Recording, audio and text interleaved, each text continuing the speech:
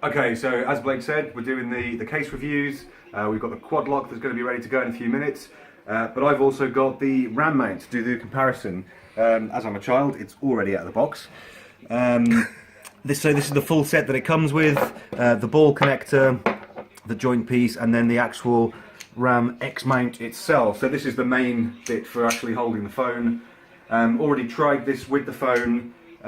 With this little fella that slips over the back. We'll show you all this properly in a minute. But this seems pretty solid sort of by itself. You know, I've put the phone in and given it a good shake about and doesn't seem to move anywhere. So let's get these mounted up on the bikes and see how they look. And this is the RAM mount all set up. So there you go. You can see straight away it's a bit bulkier, so it's quite a chunky unit. Again, feels very solid. You know, nice, well machined parts. The only one thing I would say is some of the plastic mouldings sort of feel a bit rough around the edges. They're not as polished as perhaps they could be, but it's still very functional. And like I said, feels nice and solid. So you'll see what it looks like when it's on the bike. Okay, so the RAM mount comes with a couple of options. You can actually get the extender bolts for the wing mirrors. And bolt onto either of those, but as you can see I've already got the heated grips and the Scott oiler taking up the spaces there, so what we've gone with is the handlebar mount. So I'm going to carefully put this on here, and I say carefully because we've got some bare metal, and what I don't want to do is damage the finish on the handlebars. So it does have this little rubber stopper on the back which will protect it, and I'm just going to slip this on. Steve.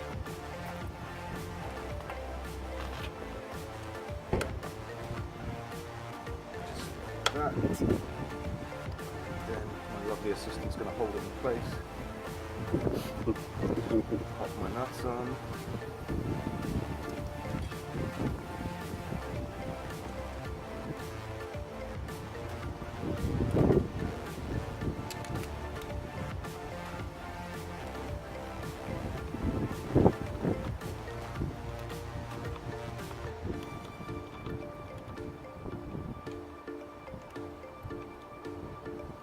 These are locking nuts. They've got a nylon locking thread, which means once this is on, it should be nice and tight, and the vibration through the handlebars won't loosen them off.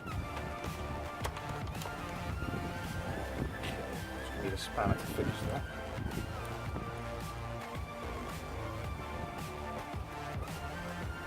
that. Luckily we've got this nice deep socket set, so that'll be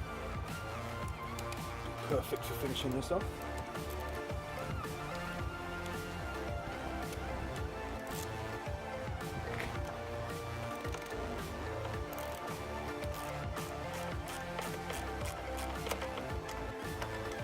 Would have thought I had used some tools.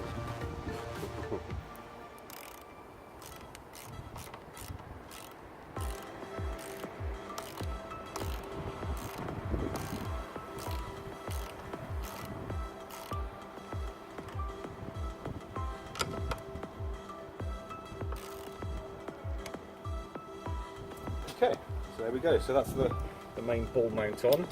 That feels pretty secure now. It does come with just a couple of little caps over the end there. And then this is the joining piece then. Just get this in place and then play around the best position for it.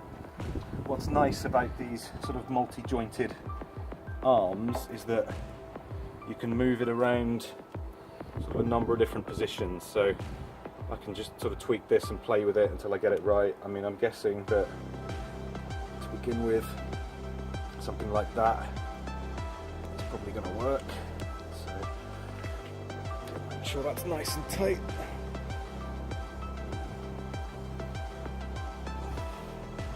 And there we go, so that's feeling pretty solid. So there we go, that's the RAM mount. 4 minutes. 4 minutes to mount. It's a rapid mounting, right? Okay, so here we are with the phone in place.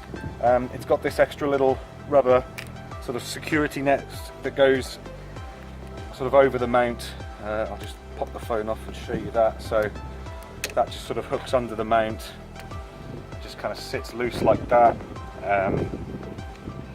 So then when I put my phone in, again being careful about the buttons, that then just hooks over just for an extra little bit of security. And there we go, that's going nowhere. All right. Okay, so we're all mounted up on the bikes, everything's secured, ready to go. I'm about to ride back down home to Stafford, so I'm going to do a first test now. Watch this space for updates, we'll let you know how we get on. And if you've got any specific questions about the mounts or anything like that, then drop them in the comments.